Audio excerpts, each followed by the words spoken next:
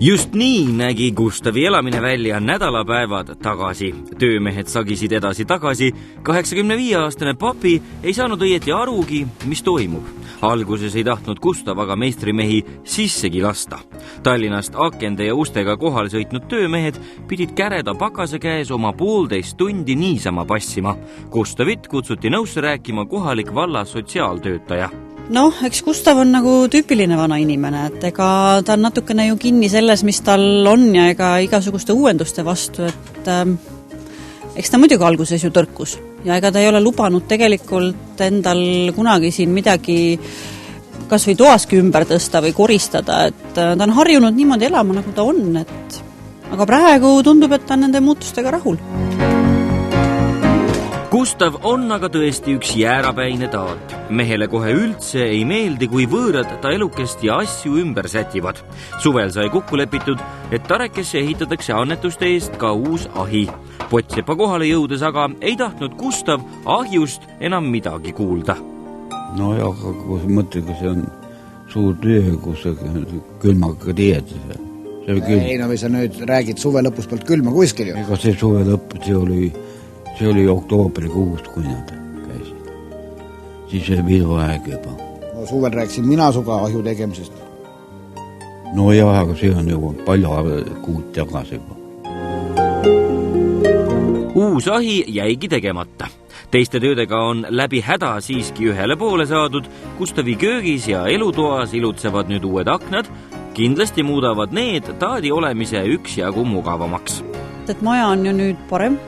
Aknad on ees, mis peavad sooja, uks on ees, millest igaüks enam läbi ei tule. Puid saab vanapapi ka.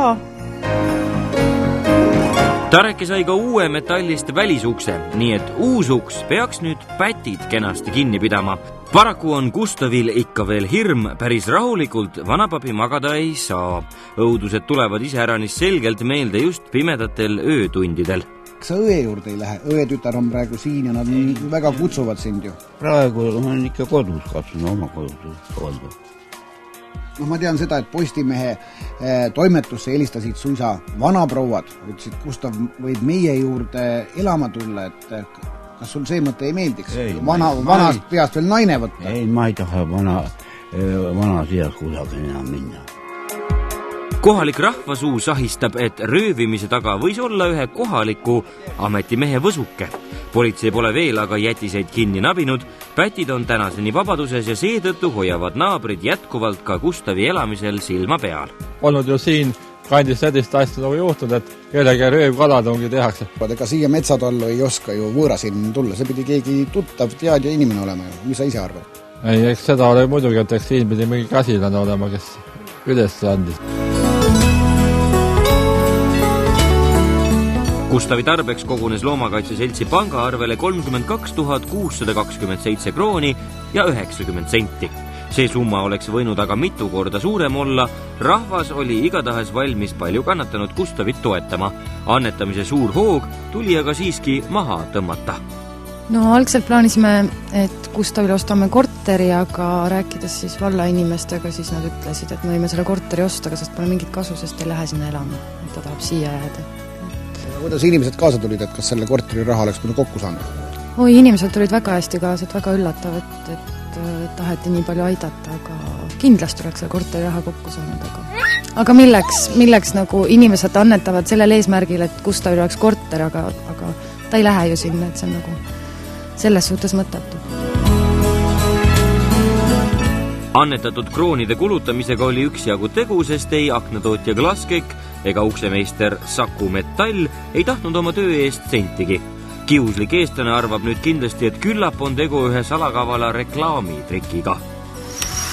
Kindlasti ei olnud siin tegemist reklaamikampaaniaga, pigem on ikkagi üllas soov jõulukuul aidata vanaera Gustavit, et ka temal oleksid turvalised jõulud. Et seekord oli lihtsalt Loomakaitse Seltsi eestvedamisel viidi läbi selline üritus ja soovisime ka osaleda. Lisaks loomakaitsjatele tõttas Gustavile appi ka muud rahvast. Tööde organiseerimise võttis enda peale tuntud raadiohääle Riina Reimann Männiste abikaasa Jaago. Mees jäi hiljuti ilma tööta ja otsustas niisama laisklemise asemel hoopis natukene head teha. natuke käis närvidele see ka, et kuidas saab sellisele meeldivale vanainimesele sellist sigadust teha. Kuidas üldse inimesed tulevad 2 korda järjest ka veel ja röövivad inimese käest viimased säästud, et no, ei mahu pähe nagu. Mees Gustav üldse on? Gustav on hästi selles mõttes mõnus mees, et ja nokib ja rääkisime taga erinevatest asjadest Eesti Vabariigist ja hästi südamlik mees. Jaago rakendas tööle ka oma sõbrad, näiteks Hollandist talvepuhkusele saabunud Rain Raju. Tema teha jäid kõik elektritööd ja muud nipet-näpet, mis silma jäi. Töö number 1 sai hakata ukseauku ette valmistama, siis sai 12 ukseauku penuga kinni panna. No, et muidu külma ei tuleks väljast, siin ei olnudki mitte midagi praktiliselt ees. Näete pumbaga õue? Pump ka uus, jah. No vana oli vaata käsipump, nüüd tuleb elektriline uus. Vaatad lülitit ja vesi tuleb. Mõned lülitit vahetame välja, mõned pistikud. Praegu tal ju köögis praktiliselt laevalgust ei olnudki. Oli lihtsalt juhtmega veetud ajutus. Tööde lõppedes koguneti jälle Gustavi poole, et üks pisike jõuluilu maha pidada. Kingikotis oli muuseas ka külmkapp, sest just sellest aparaadist tunti seal majas kõvasti puudust. Loomulikult kaeti ka laud, ka pisike tervisenaps käis asja juurde. Võttu oli ju külm, kui külmetab, siis võtan ma vajan võtma. Ja kui sa võtad, mis marki sa jood? Harilik viin, lauaviin ja ma ei ole jooma mees üldse. Jõulud on kristlastele aasta tippsündmuseks, mida aga Gustav jõuludest arvab või tähistab mees hoopis talvist pööripäeva? Jõulukuusk on minu eluaeg olnud. Ainult üks kord on elus olnud kuuse oksa toon. Iga aasta on toon. Oli isa tõi ja isa jäi viletsaks ja siis tõi mina tõin jõulupuu. Iga jõuluõhtul oli. Ema oli hea laulu ja sopran ja tema laulis ilusad jõululaulu.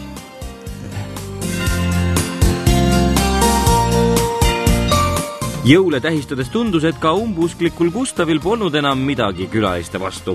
Mees tundis end oma uute sõprade seltsis vägagi hästi. Mul on kasi väike kingitus sinu jõuludeks. Teen sulle vallakalendri ka. Gustav, meie nagu nii laialt ei esine kui vald. Näed üks lilleke on ju. Ja siis on meil, vaata, see on see vererõhu rohi. Paned pildi peale ja siis ei pea tablette võtma, tõstab vererõhu paika. Peibe kalender. Ma mõtlen seda taam ikka. Soliidne raam. See on noortele peab.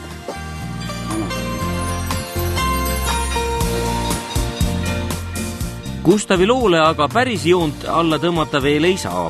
Annetatud raha on veel natukene alles, aga muretsema ei pea, raisku ei lasta sentigi. Paar töökest lükkuvad lihtsalt kevadesse ja ehk õnnestub tõrges papi isegi arstile saada. On see ikka kindel jutt, et kevadel lähme siis? No jah, kui ma ikka elan. Kui sa elad, sa lähed mind ka üle? Ei tea, mida. Sa lähed nii kõbus? Ei tea. Ma ei tea. Seda võib, jah. Seda ära käia. Teeme jaanuaris? No jah, hea küll. Lepime kokku? Anna käsi selle peale. Kokku lepitud. No, selle asjaga läks meil praegu päris libedalt, nii et loodetavasti ta siis ümber ei mõtle ja jaanuaris ostame prillid. Eestlasi on peetud inimesteks, kes naljalt oma abi juba pakkuma ei hakka. Võib-olla vastab see teinekord ka tõele, aga kindlasti ei kehti see kogu rahva kohta. Meie seas elab piisavalt inimesi, kes ligimest oma murega juba üksi ei jäta ja ka raskel ajal oma abikäe ulatavad. Olgu siis abivajajaks kas või võhivõõras taat, kusagil kaugel metsatalus või memmeke mõne Lõuna-Eesti järve äärest. Kuule ka hüva, häid tühi ja näeme jaanuaris. Teeme nii, nägemist.